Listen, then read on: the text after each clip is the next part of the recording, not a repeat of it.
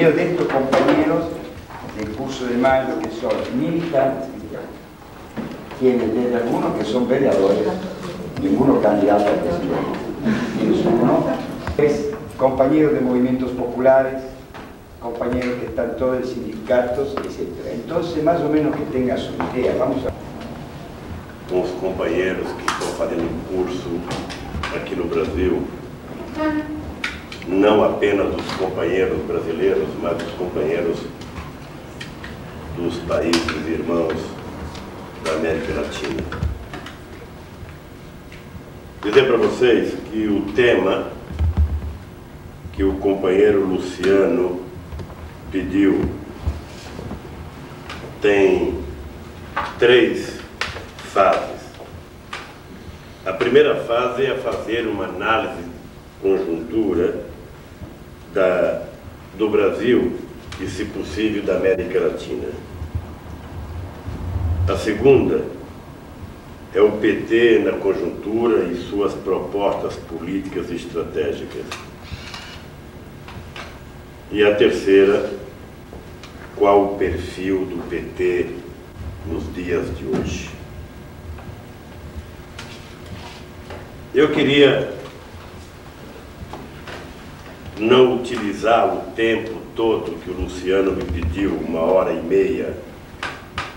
Eu pretendo utilizar apenas meia hora numa exposição para que seja possível fazer um bom debate com os companheiros fazendo as perguntas que precisam ser feitas.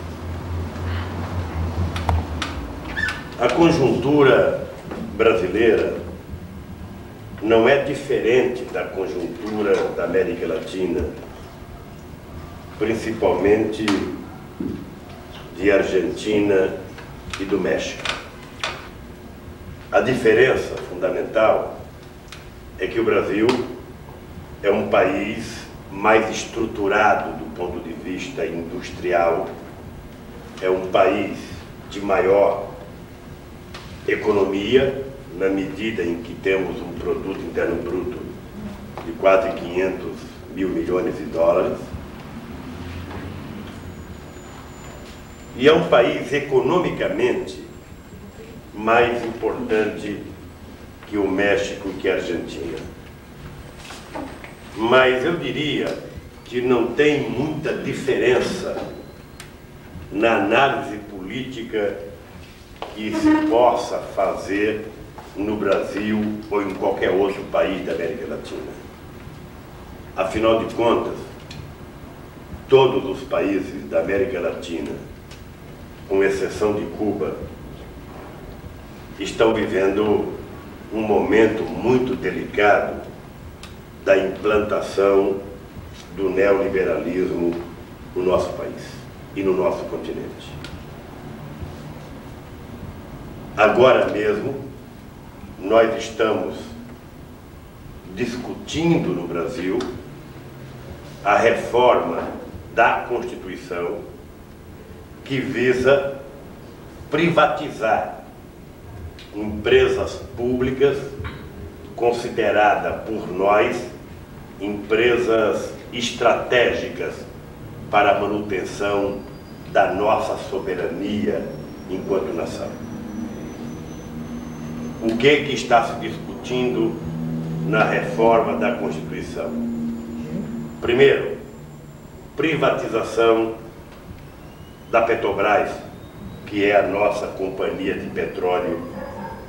Segundo, privatização das telecomunicações. Terceiro, vender todo o setor energético brasileiro, principalmente as grandes hidrelétricas brasileiras, que são muito importantes para a nossa economia. Bom, quem chega aí é o companheiro Espinosa, que trabalha comigo, e o companheiro Kennedy, que é assessor de imprensa. Bem-vindo.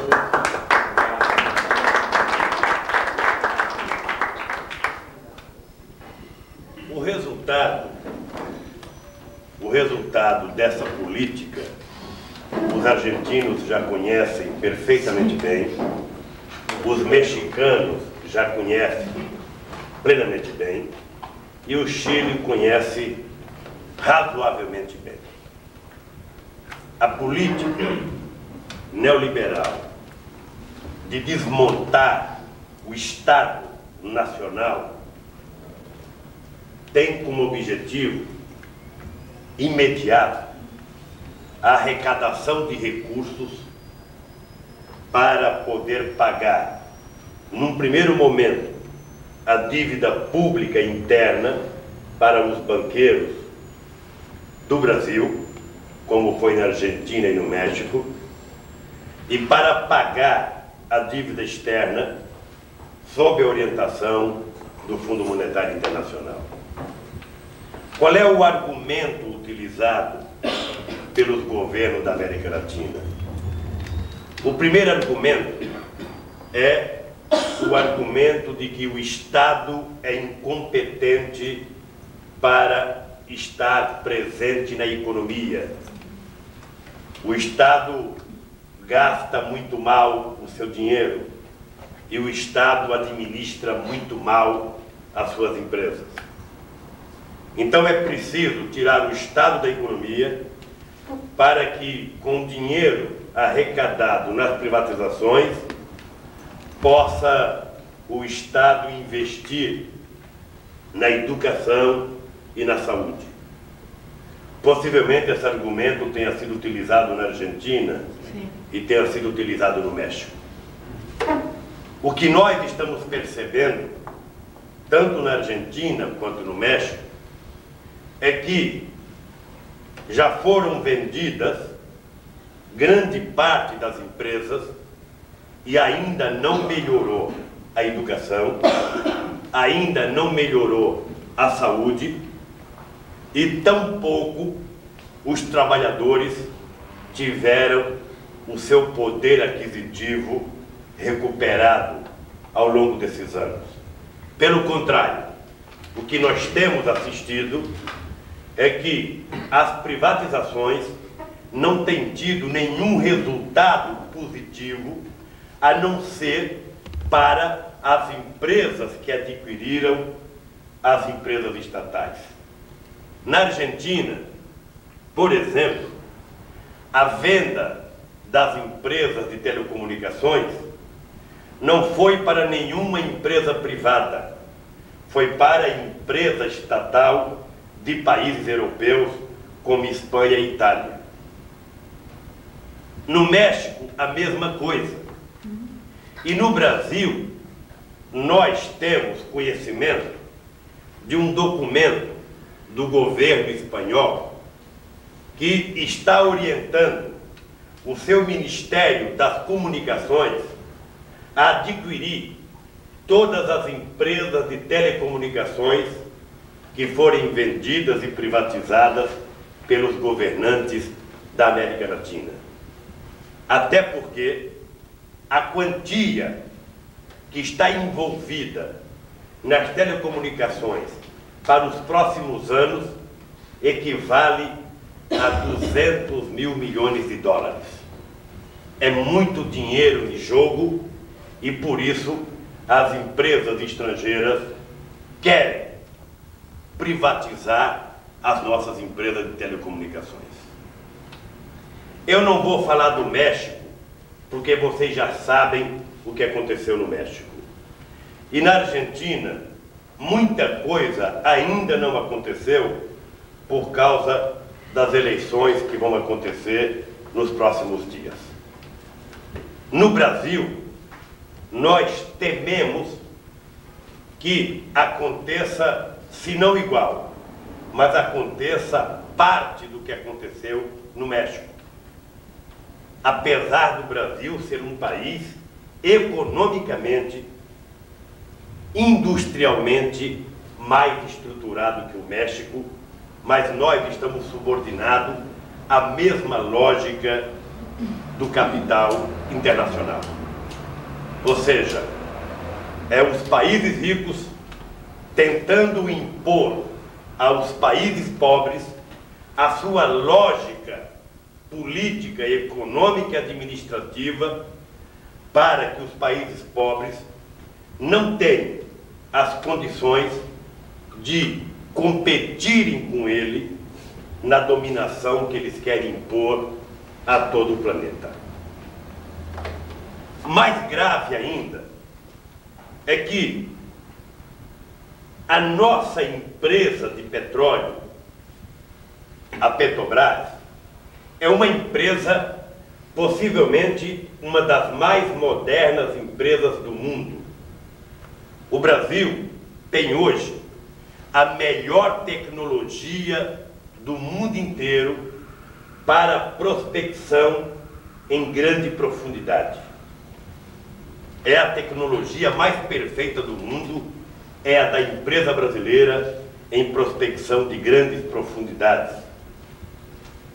E, lógico, que interessa às 7 irmãs que detêm o controle da prospecção e da distribuição de petróleo, o controle de uma empresa como essa, principalmente quando os países ricos não são produtores de petróleo para a sua autossuficiência. Mesmo os Estados Unidos, que tem empresas de petróleo, ele não tem reservas que possa sustentar o seu modelo de desenvolvimento e as necessidades americanas por muito tempo. Não é à toa que o México foi obrigado agora a subordinar a sua empresa de petróleo e os recursos do petróleo ao Tesouro americano. E nós achamos que eles querem fazer o mesmo com o Brasil, tanto na questão do petróleo, quanto na questão das telecomunicações. Há uma disputa aqui no Brasil. Os países europeus, eles têm um modelo de telecomunicações em que o Estado é o controlador e, ao mesmo tempo, o Estado garante a prestação de serviços e a parceria com empresa privada.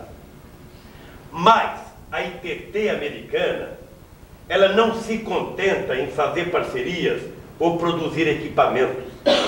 Na verdade, o que eles querem é ter o controle total das telecomunicações brasileiras, na medida em que as telecomunicações é hoje, possivelmente, uma das coisas mais importantes no modelo de desenvolvimento para o próximo século. O nosso partido se coloca contra essa política porque nós entendemos que abrir mão das telecomunicações, abrir mão do petróleo, abrir mão das empresas hidrelétricas é, na verdade, o Estado não ter nenhum poder regulador na economia. E se o Estado não puder regular a economia, vai prevalecer a chamada lei de mercado.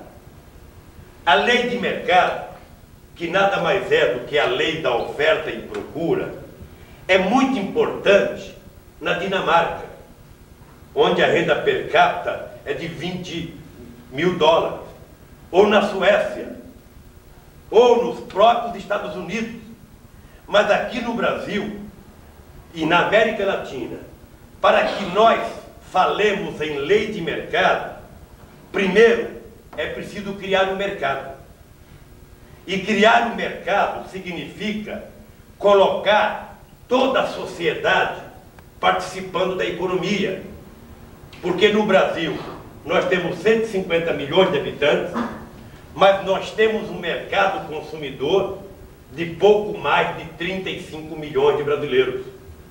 Há mais gente excluída do processo de desenvolvimento do que gente participando do desenvolvimento. De vez em quando se vende no Brasil a ideia de que o México tinha dado certo, de que a Argentina tinha dado certo. Durante a campanha presidencial, o México e a Argentina e o Chile também, eram utilizados como exemplos a ser seguido pelo PT e pela minha candidatura para poder abrir a economia. Depois das eleições e depois que o México quebrou, ninguém mais cita o México ou a Argentina. Ninguém mais, né? Pois bem, há 2 anos atrás, se vendia no Brasil a ideia de que a Bolívia tinha virado um paraíso, porque tinha acabado a inflação na Bolívia e que a Bolívia estava crescendo a 6, 7, 8, 9% ao ano e que então a Bolívia era um exemplo a ser seguido pelo Brasil. O que aconteceu concretamente é que a Bolívia não resolveu nenhum problema social, não resolveu o problema do desemprego, não resolveu o problema econômico. E agora, a democracia boliviana, que parecia tão forte, foi transformada num estado de sítio por conta das reivindicações dos trabalhadores. Então, a América Latina está passando por um momento muito difícil. E eu digo que é muito difícil porque é o momento da definição de cada um dos países da América Latina enquanto nação soberana. O discurso europeu e o discurso americano é para que os países da América Latina abram as suas fronteiras, porque abrindo as suas fronteiras, a América Latina vai virar um paraíso e todo o terceiro mundo. Na prática, não tem acontecido isso. Na prática, o que tem acontecido é que os países que têm colocado em prática a teoria do Fundo Monetário Internacional só resolveram até agora os problemas do capital, mas não resolveram os problemas sociais. E, pelo contrário, a cada dia que passa, os indicadores sociais estão mostrando que os problemas sociais estão se agravando em cada país da América Latina. Até porque o modelo de desenvolvimento e os avanços tecnológicos colocados em prática até agora no mundo inteiro não resultou em melhoria para os trabalhadores, resultou apenas em melhoria para o capital. Pois bem, nós, aqui na América Latina, temos o problema do Mercosul. Argentina, Brasil, Uruguai e Paraguai. Em primeiro lugar, nós somos favoráveis à integração total da América Latina. Agora, a integração da América Latina não pode ser pensada como está sendo pensado o Mercosul, apenas do ponto de vista das classes produtoras, apenas do ponto de vista do capital. É preciso que os acordos bilaterais sejam pensados também do ponto de vista social. O Uruguai, o Paraguai e a Argentina têm um salário mínimo que é o dobro do salário mínimo brasileiro.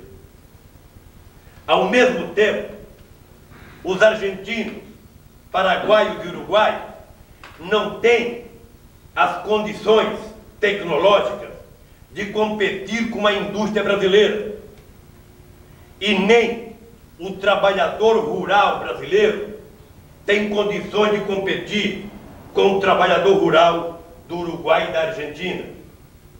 o que pode acontecer é que os nossos produtos industrializados vão chegar mais barato na Argentina, portanto, poderá criar dificuldade para as empresas argentinas, e os produtos agrícolas da Argentina vão chegar mais barato no Brasil, criando problema para os produtores brasileiros.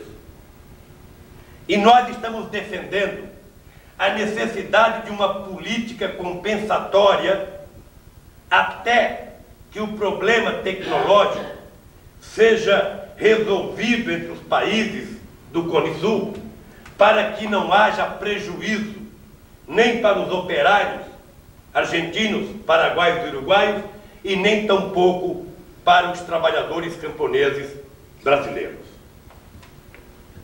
O problema na América Latina é que a esquerda perdeu as eleições. Nós perdemos no Uruguai, está difícil ganhar na Argentina, perdemos no Brasil, perdemos na Colômbia, na Venezuela teve uma vitória de um candidato que se colocava contra o neoliberalismo, mas eu não sei se está podendo fazer alguma coisa. Perdemos no México e perdemos para 2 partidos de direita, e o Fujimori virou o grande estadista da América Latina. Bem, e perdemos também as eleições em El Salvador. Eu tenho consciência que houve um avanço político da esquerda, se não no México, mas em El Salvador houve um avanço político importante. A causa R na Venezuela teve uma boa participação eleitoral. No Brasil, mais uma vez, a esquerda teve uma boa participação na política, e no Uruguai, quase que Sanguinetti perde as eleições para o companheiro prefeito, né, que era o candidato a prefeito Tabarez. É isso? Pois bem, mas é muito pouco. Nós precisamos, na América Latina, ter uma política mais forte de organização do movimento popular e do movimento sindical. Nós precisamos ter uma organização mais forte dos partidos políticos de esquerda. Qual é o problema que nós temos? É que a esquerda é muito dividida em cada país da América Latina. Na Argentina, tem tantos partidos de esquerda que não é possível fazer uma reunião com a esquerda argentina. No Uruguai, embora tenha sido criada a Frente Ampla, tem tantos partidos de esquerda que o país fica pequeno para tanta esquerda. E assim, em vários outros países, nós ainda não amadurecemos politicamente, não definimos uma estratégia única para que os setores democráticos possam se juntar para ganhar as eleições em cada país da América Latina. É muito difícil convencer a esquerda a se juntar em torno de uma única candidatura ou de um único partido. E enquanto não fizermos isso, enquanto nós sairmos divididos em vários partidos políticos de esquerda, a direita vai continuar a governar todos os países da América Latina. Eu já tive 2 experiências. E as 2 experiências que eu tive estão me ensinando que sozinho um partido de esquerda terá muita dificuldade de ganhar as eleições num país da América Latina. Não apenas pela sua fragilidade política, mas também porque nós enfrentamos, além do partido de direita, enfrentamos todos os meios de comunicações e enfrentamos todo o poderio econômico interno e externo. A situação da América Latina, portanto, na minha opinião, depende da capacidade que as forças democráticas e populares tenham de se organizarem, estabelecendo uma frente, sem que os partidos políticos abram mão das suas identidades, para que a gente possa ganhar as eleições. E isso nós estamos tentando fazer desde o momento que criamos o Fórum de São Paulo, que é um fórum onde reunimos todos os partidos de esquerda da América Latina, e a próxima reunião será em Montevidéu, no dia 25, 26, 27 e 28 de maio.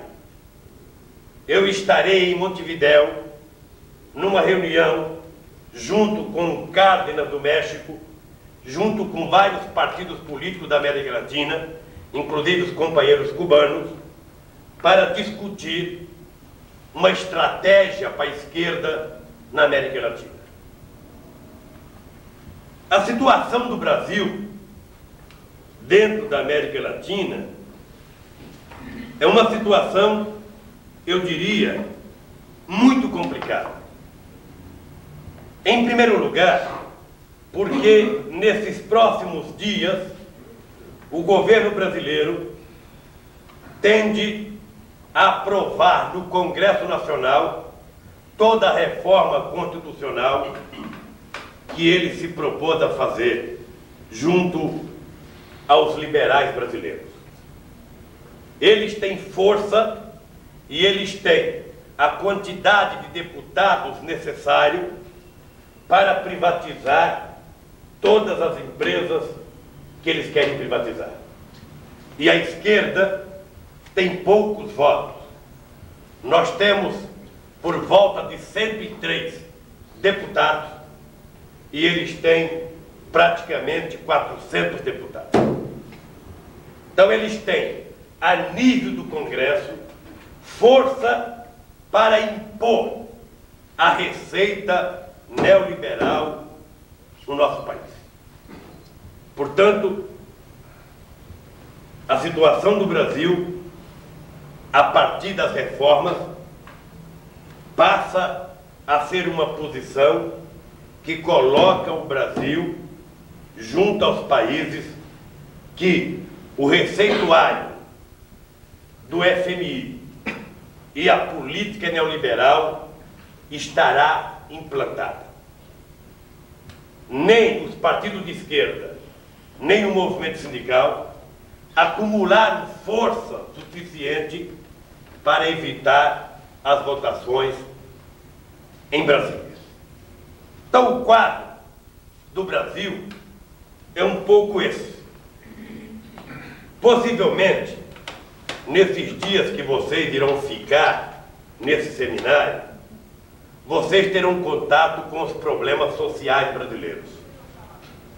Ou seja, a situação social do Brasil continua piorando, ou seja, continua num processo de degradação. O desemprego não é resolvido, a distribuição de renda não é resolvida, a educação não tem solução e a saúde também não tem solução. E, na nossa opinião, o Estado brasileiro vai ficar enfraquecido diante dos outros países e diante, inclusive, do empresariado brasileiro, né? O Estado vai perder muito da sua força reguladora na medida em que ele entregar todo o nosso patrimônio. É importante dizer ainda aos companheiros que o enfraquecimento da esquerda na América Latina não é apenas dos partidos políticos. Nós achamos que nesses últimos anos a Igreja Católica e o seu lado progressista perdeu muito. Aqui no Brasil, o Papa fez um favor aos conservadores.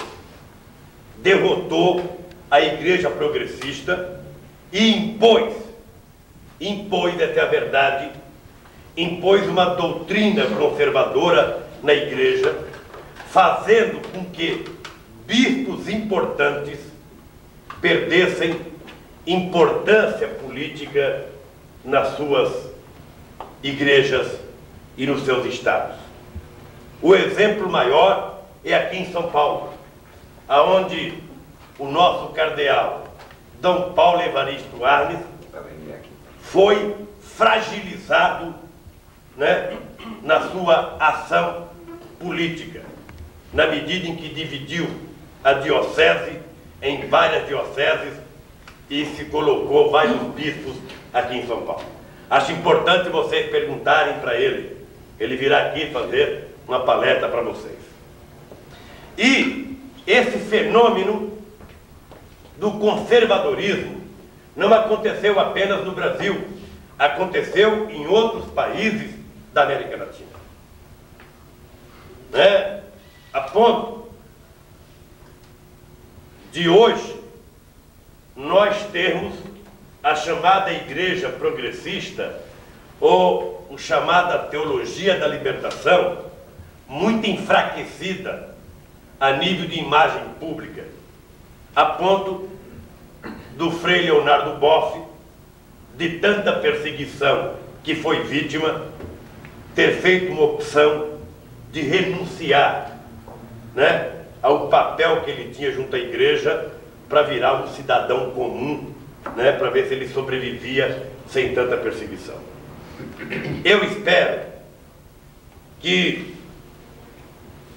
a Igreja Católica, e eu quero dizer para vocês que em 1980 eu dizia que nada aconteceria na América Latina sem a participação da Igreja, e acho que a Igreja joga um papel fundamental ainda nos países da América Latina e joga um papel fundamental no Brasil.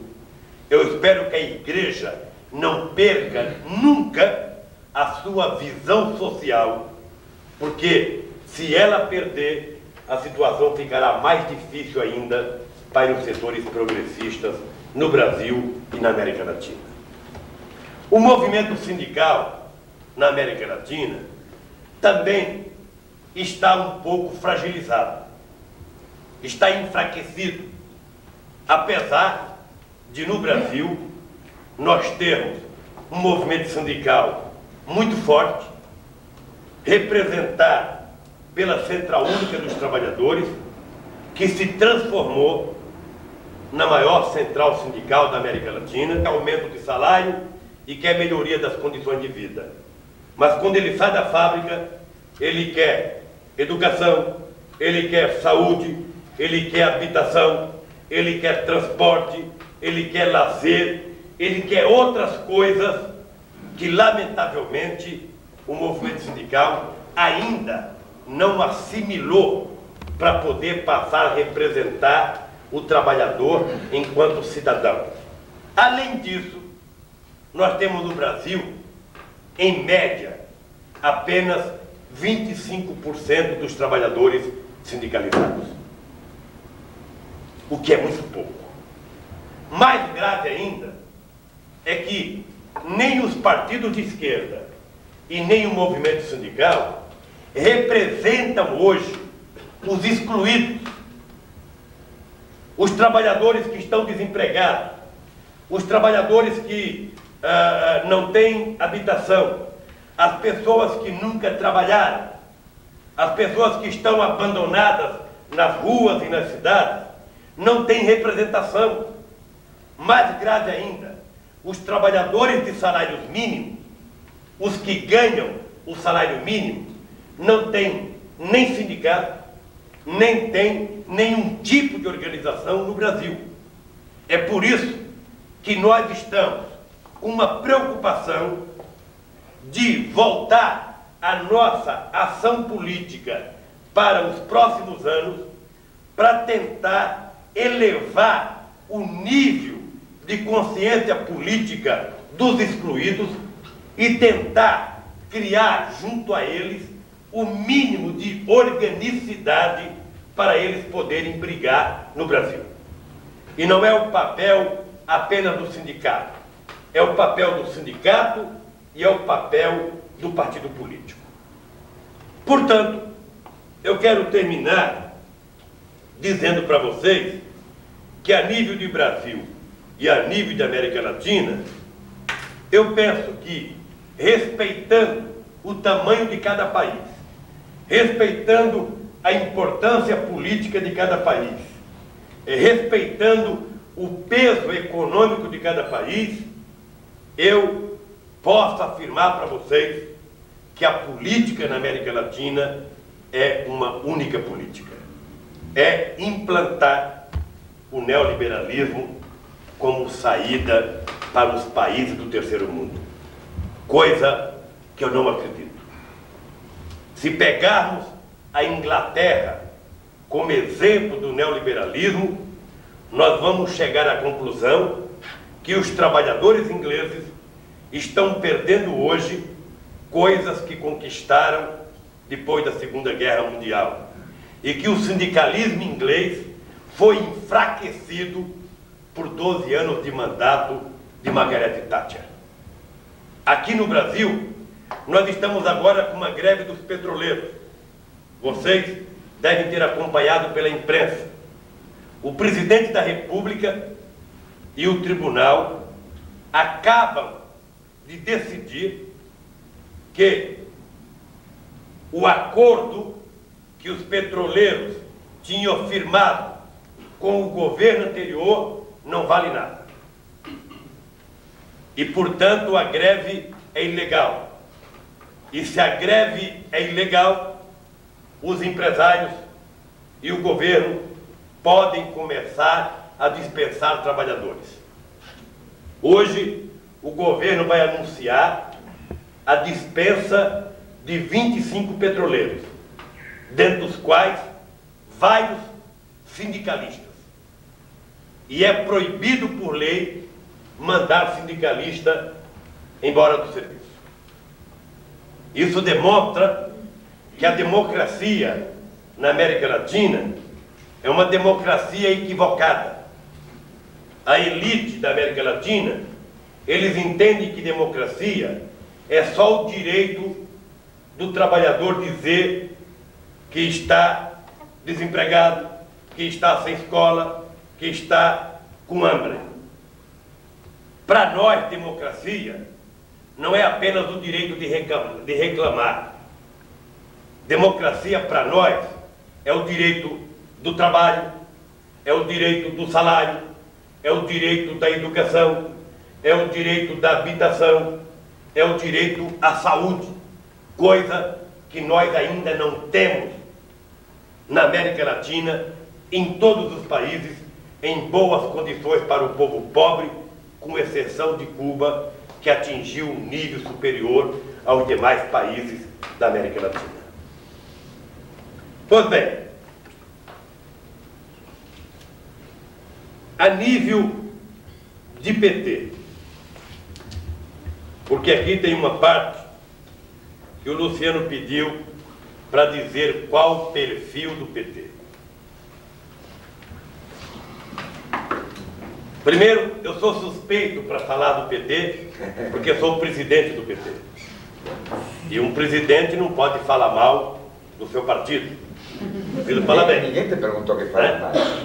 O perfil. Agora, o PT continua sendo o partido de esquerda mais importante da América Latina, na minha opinião. E o PT é o partido mais importante do Brasil.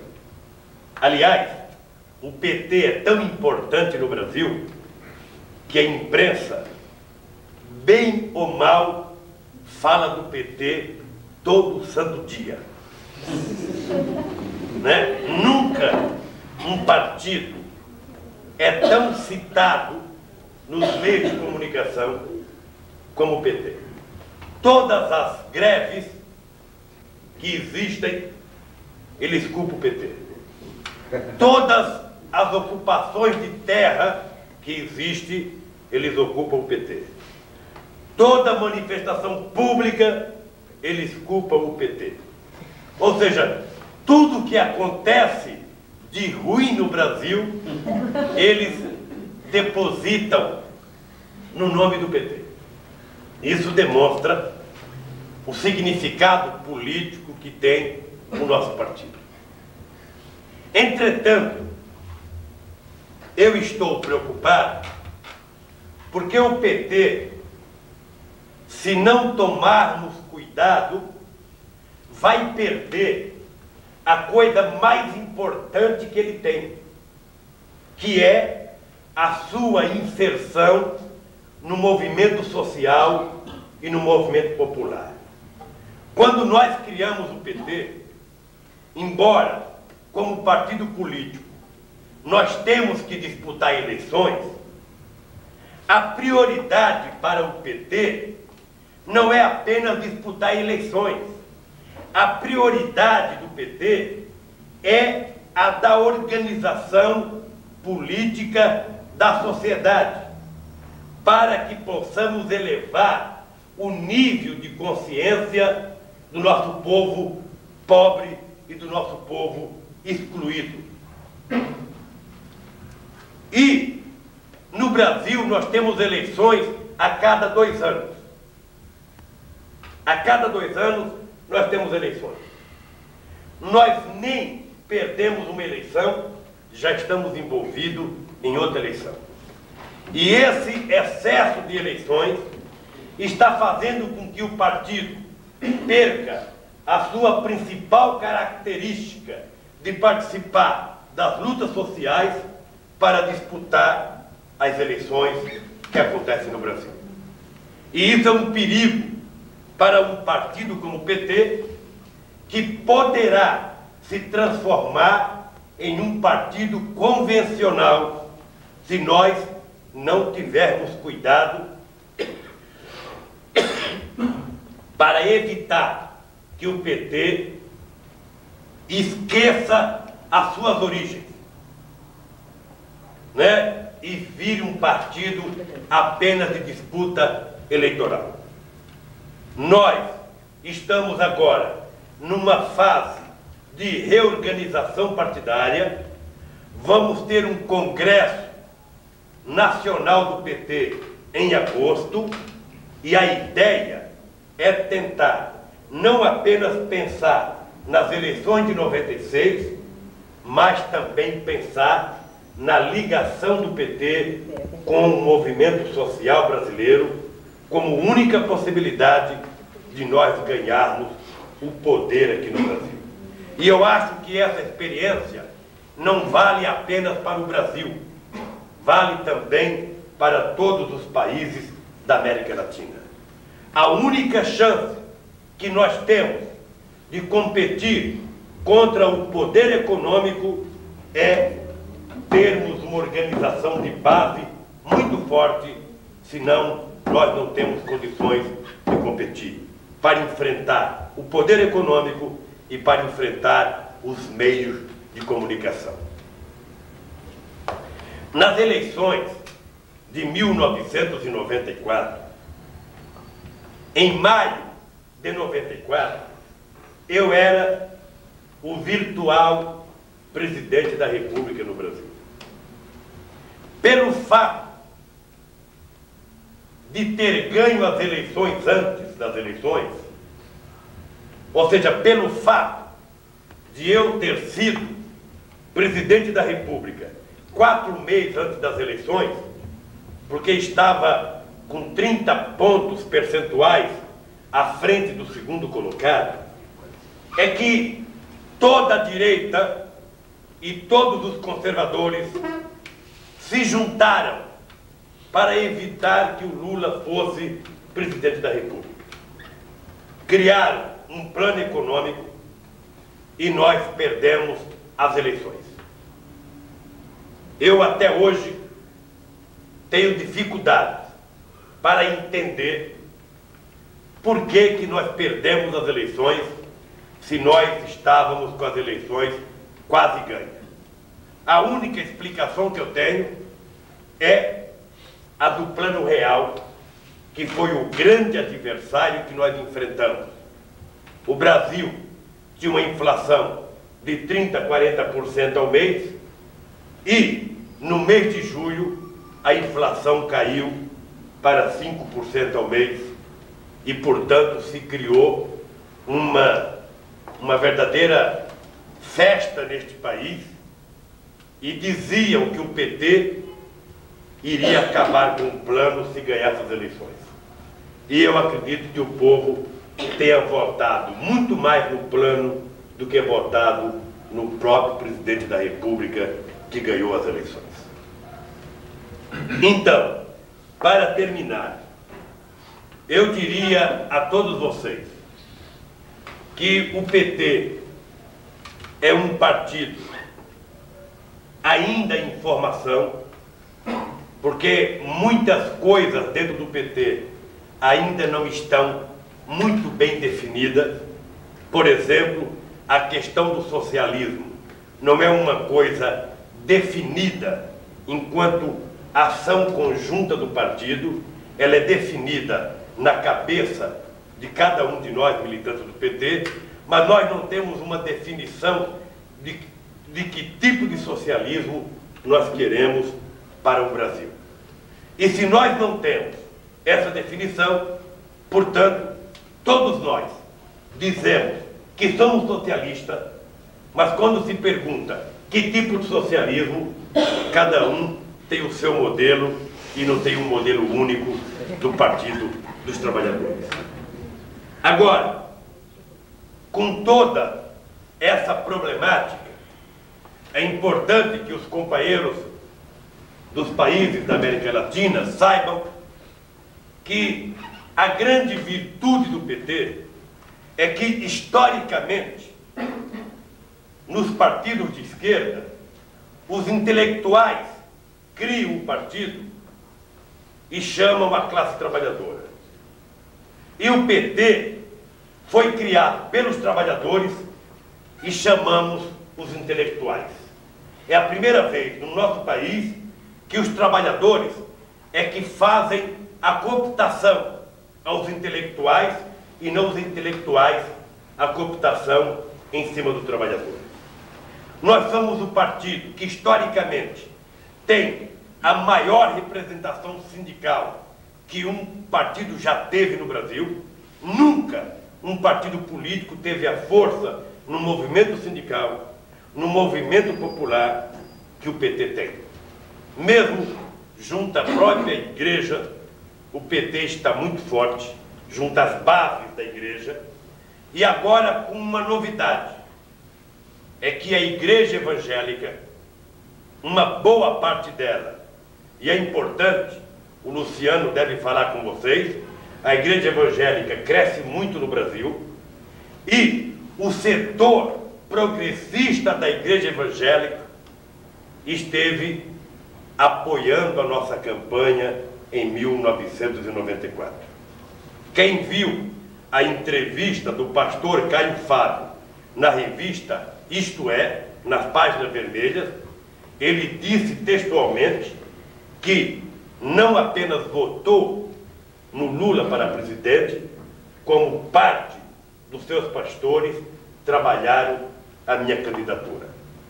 E a igreja evangélica foi um grande obstáculo na campanha de 89. e ainda tem um setor muito conservador.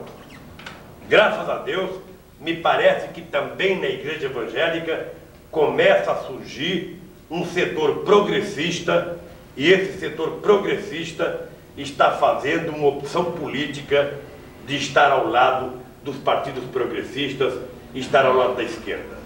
Até porque nós temos uma senadora evangélica, a companheira Benedita da Silva, que é a primeira negra eleita senadora da República, é uma companheira evangélica. E, portanto, ela tem nos ajudado muito a quebrar essa barreira na igreja evangélica. Tá? Luciano, Tá bem? eu paro por aqui.